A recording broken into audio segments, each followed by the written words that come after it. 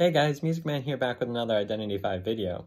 I know it's been a couple of days since I posted a video, so I thought I'd post a longer video of some Bloody Queen gameplay with some commentary. So without further ado, let's get into the video. Alright, the first match I'm going to be showing you guys is on Moonlit. And Moonlit is one of my favorite areas to play as pretty much any hunter. Lots of open areas. This side of the bridge, there's not a ton of great areas other than like working carousel. There's a couple of decent palace walls, but nothing that you're going to be able to kite around for too long. So I end up coming across my first survivor here.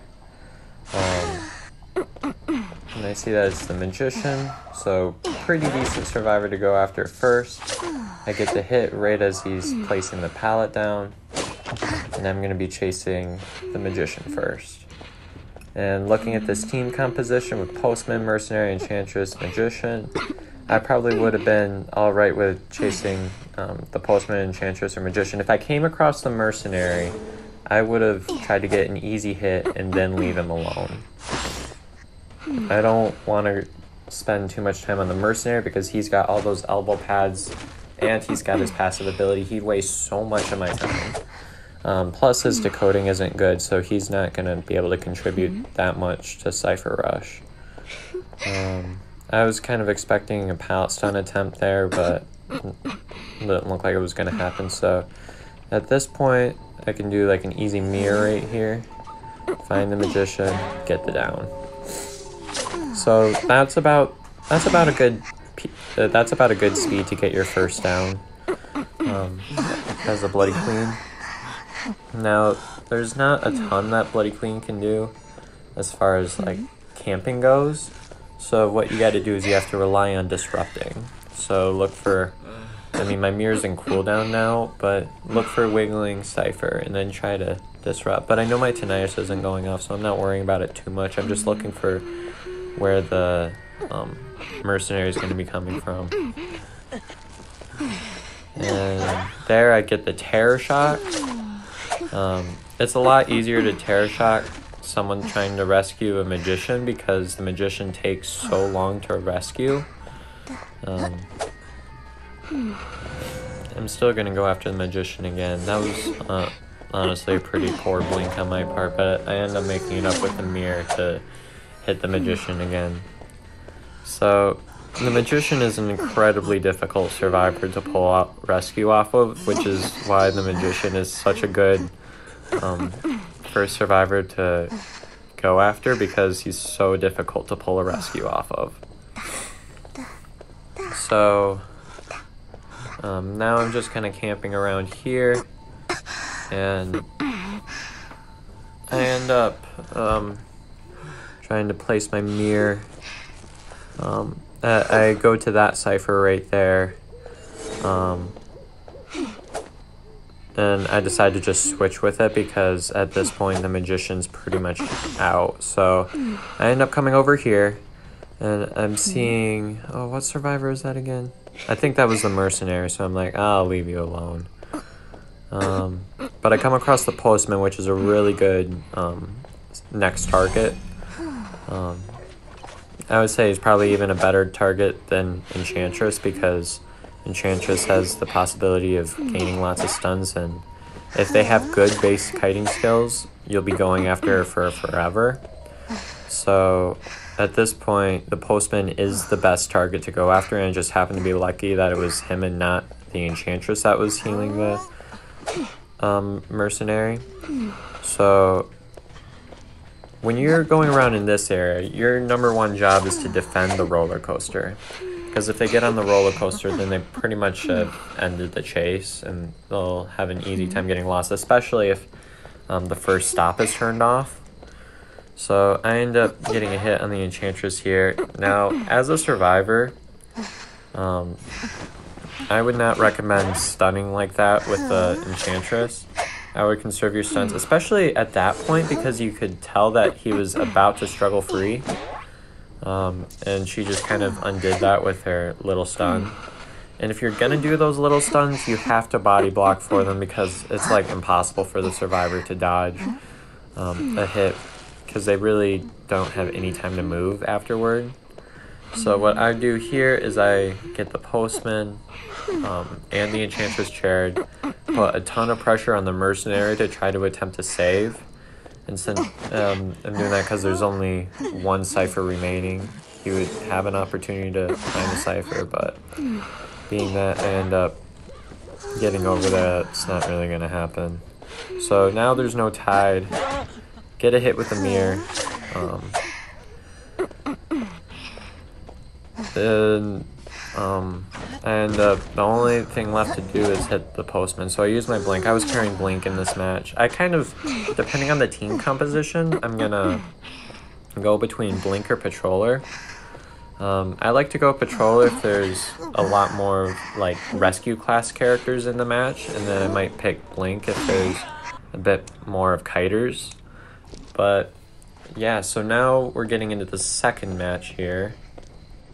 And the match is on Lakeside Village. Lakeside Village is probably my favorite map to play as Bloody Queen.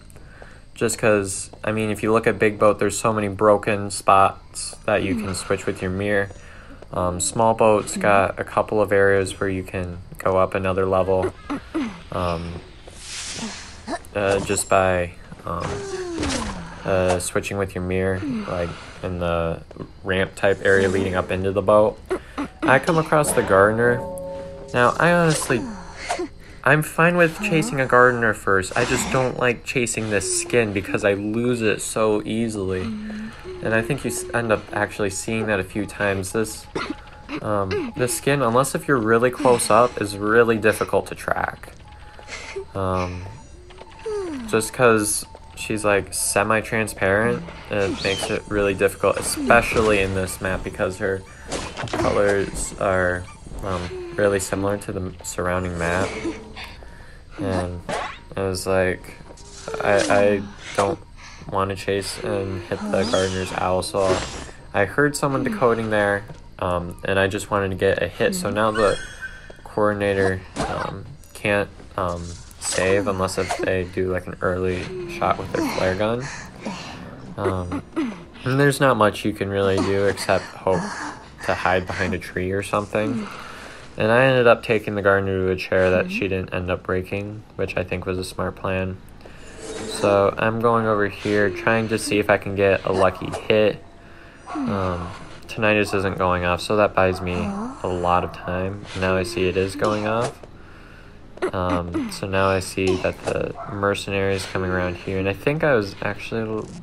Do I hit the chair here? I don't remember. No, I actually got a terror shock there.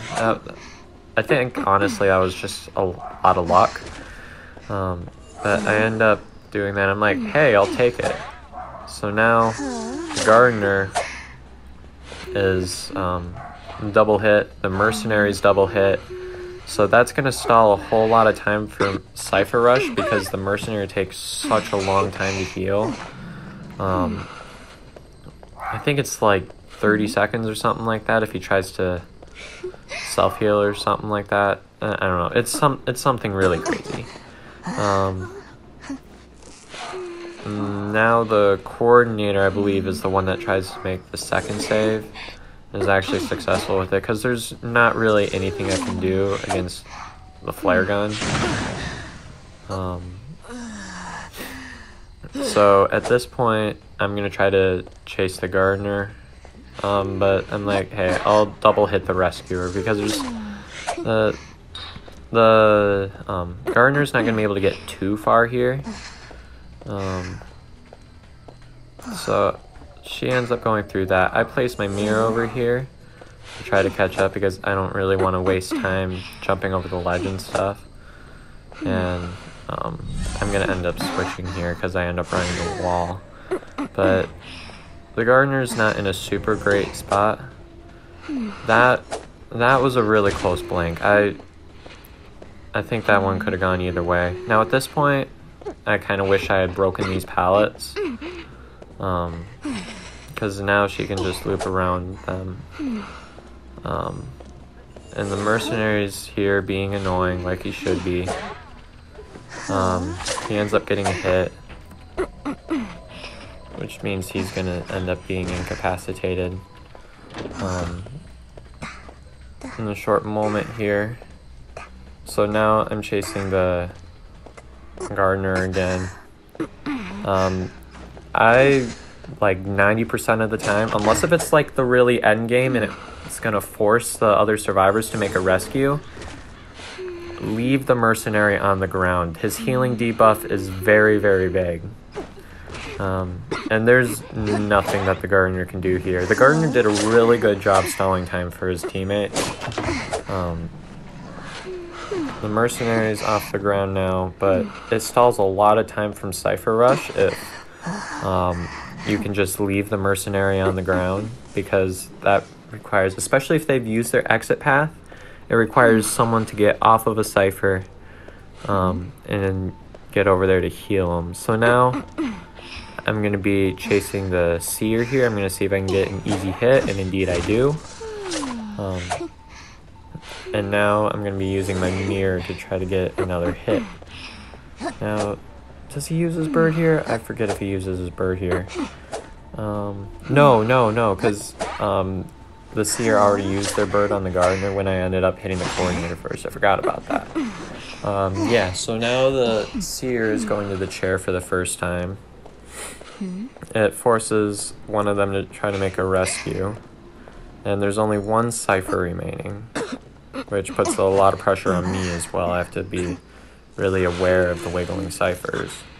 So, I mean, we'll see if you can kind of see this in the match, but if a survivor ends up decoding a Cypher through the first 30% and continues decoding, then they're going to end up... I think that was a poor gauntlet by the mercenary, but the Cypher starts visibly wiggling so that you can see after I end up chairing the seer, I look for the wiggling Cypher. The mercenary is incapacitated. I know he can't decode, so at this point, any Cypher that's being decoded right now is coming from the coordinator. So I don't know if you can see this here, but I end up seeing that Cypher wiggling. I switch to teleport, go right over there. Only survivor standing up right now, so at that point that leads me to an easy down. That is a really tough Cypher to work from, and I would have recommended that the coordinator actually try to go to the boat Cypher, since there's a lot more areas for you to go with that. But if you end up decoding at that Cypher right on the side of the big boat, it's typically a really easy first hit. So the next match we're going to be looking at is on Arms Factory. I don't particularly like Bloody Queen on Arms Factory, but I end up playing Bloody Queen here anyway. The Prospector tries to hide. I would not have recommended that, since I was already chasing his footsteps. I would have been naturally looking. If I wasn't caught by those block boxes there, I would have been a hit, but I don't want to waste too much time here getting the first down, so I'm going to do a patroller here. He's got a lot of pallets to work from, so it is possible for him to counter the patroller here. However, I end up getting over in the area relatively quickly, and I'm going to be able to make an easy hit, because he ends up getting the patroller to bite his legs. So now I'm taking the Prospector to the chair, and I'm going to be looking around with what I can disrupt with my mirror. So I see someone's right here already, and they're going to end up getting hit right here. Again, once you hit, you're not moving anyway, so you got a little bit of time to kind of do whatever. So I always like to look back at the chair, make sure nobody's coming. And I end up looking back at the right time to see the seer right over there. If he even had a little bit more time, he would have had an opportunity to bird the Prospector. And the Prospector just kind of gave up. I mean, he was just kind of screwing around there. I would have recommended he just try to get away from as far away from a chair and the Cyphers as possible. But now I see the Enchantress is over here. I get a hit there. And obviously the Enchantress is going to try to attempt a stun. And here's one thing that's like really annoying. The Enchantress stun actually cancels Aqua Mirror, and I did not realize that before. But if the Enchantress stuns you while you're using your mirror, it actually cancels it. So at this point, there's way too many people in this area. They need more decoding going on. Because now I'm able to just pick them off one by one. Everybody's here.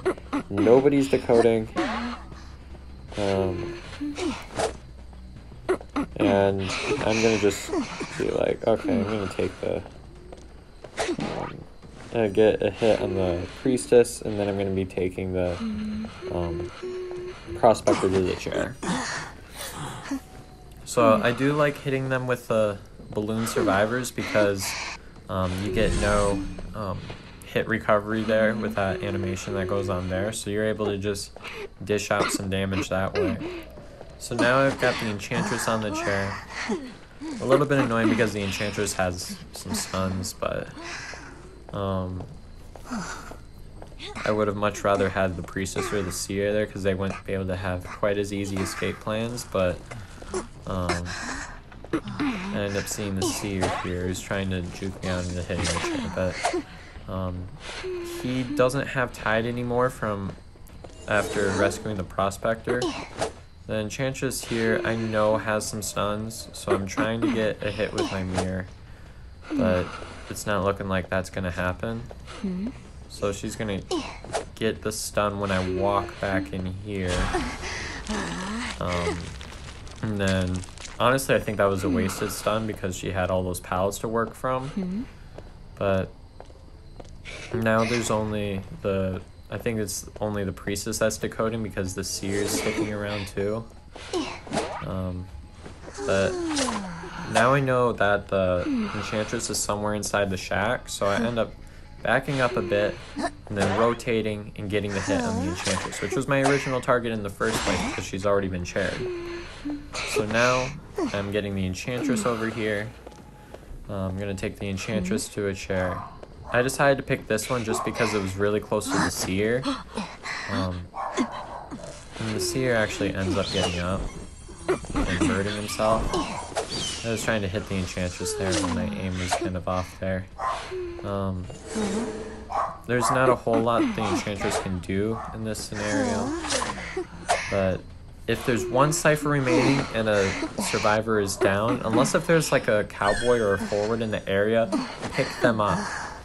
You don't know when that last Cypher is gonna pop, so, and virtually all Survivors use borrowed time at this point, so I would have recommended picking up the Enchantress right away as they down them, especially being that the Enchantress is dead on chair. So at this point, Tinnitus is off. I'm struggling to find them, but if they're not decoding, it doesn't matter. So what I do is I walk over here and I decide to, it's not a typical switch that people make, but I end up switching to peepers here, just so that I know exactly where they're at if they're decoding. And I see the Seer walk by there, but I wanted to use my mirror there to get more eyesight on the Seer. So now the Seer's down. Again, pick him up straight away. One Cypher remaining. And my goal is to get him as far away from any decoded Cyphers as possible. And that happens to be, this is about as far as I'm going to get from the Cyphers. And now the Priestess has to try to make a rescue. Now, what I like to do is I like to plop peepers on every Cypher. And that's important because you want to do that because you'll be able to see where the Survivors are at if they choose to decode. Now, I already know from chairing the Survivor, from chairing the Enchantress the first time, that the dungeon was all the way over there. So if the Survivor was going to be in dungeon, they're going to be in that area, and I end up guessing right. So now I end up having an easy chase with the Priestess. I end up going the wrong way. That was honestly kind of a wasted portal, but so now I end up winning, and you know me, I always like just downing the survivor for the satisfaction, but I'm gonna let them go anyway. So yep, that's that for this game. And the next match we're gonna be looking at is on Leo's Memory. So this is kind of a map that a lot of survivors either love it or they hate it. But I'm going to show you how it's done on Leo's Memory. So, if you're ever going to go to this cipher, don't let them get to factory.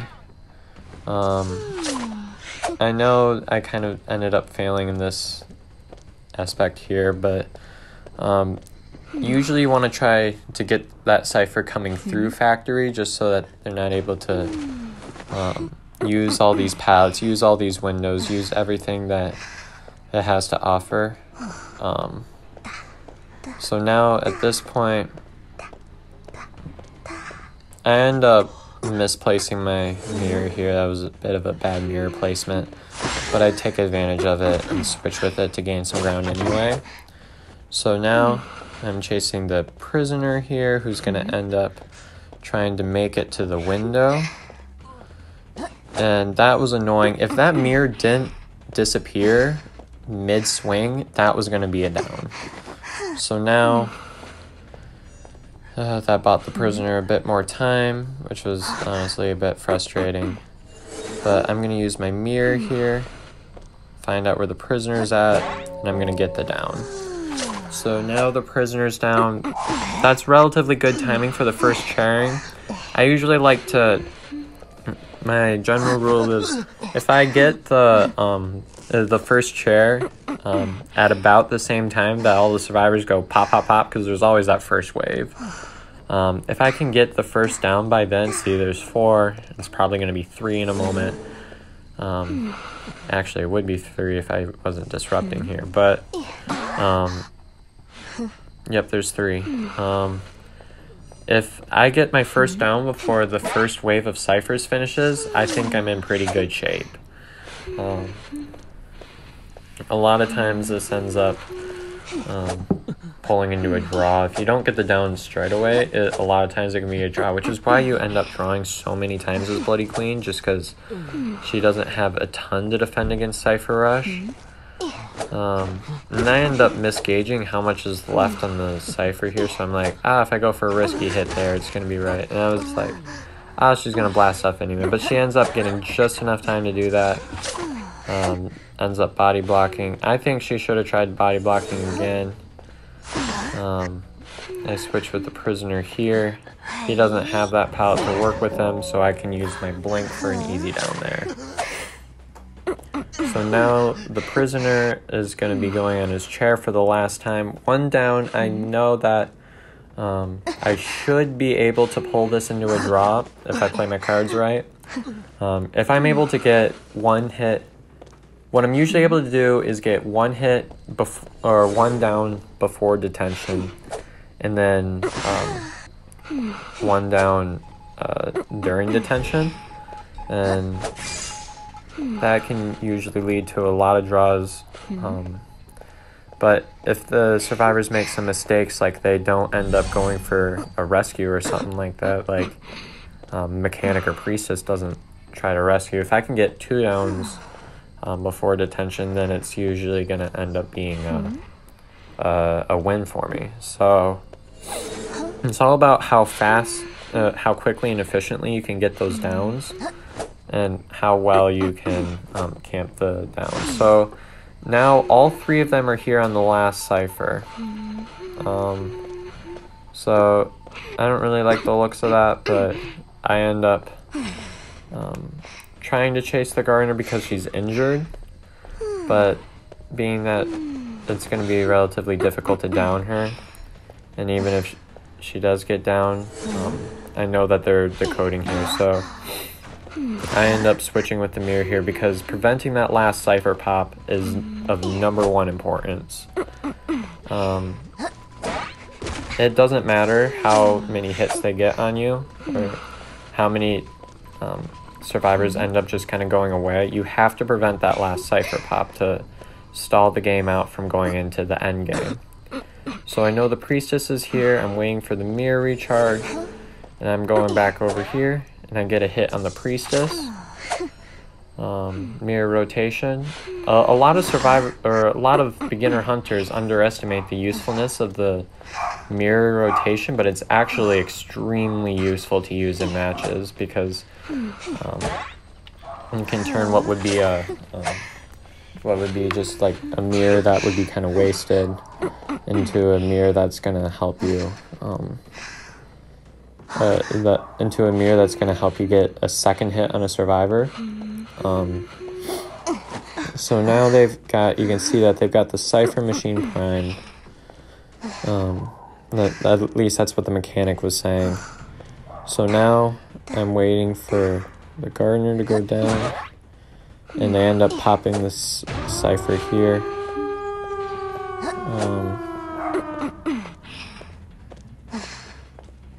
And the gardener ends up doing some good juking there. I should have just stuck around next to the chair because I should have seen that coming. But, I mean, regardless, it's still relatively easy down for me. And I end up getting the down before she's able to make the portal, of which I should have gotten rid of before, but I didn't. And I know that the mechanic is probably going to try to attempt a rescue with her bot, just to not risk her main body. And the priestess ends up getting up here, but I use my blink to get an easy down there. Now the mechanic, I lost track of when the mechanic came, but I know that she's trying to struggle free, and I get the mechanic right here, and now the priestess is going to be a pretty easy down, just because there's not anywhere that she can really portal to there. And I know that the priestess has used her exit pass, so she's not a big concern. I end up going for the gardener here, since that's what I come across first. And so yeah, this ends up turning into a basement party, right after the last cipher pop. Now, if a survivor ends up being down with, if the survivor's in a chair during detention, you shouldn't attempt to rescue, especially that mechanic. That mechanic should have been running. But anyway, that's the game. Well, I hope you guys enjoyed that video. If you did, please hit that like button, subscribe to my channel for more content like this, and let me know in the comment section below what you thought. Thanks for watching.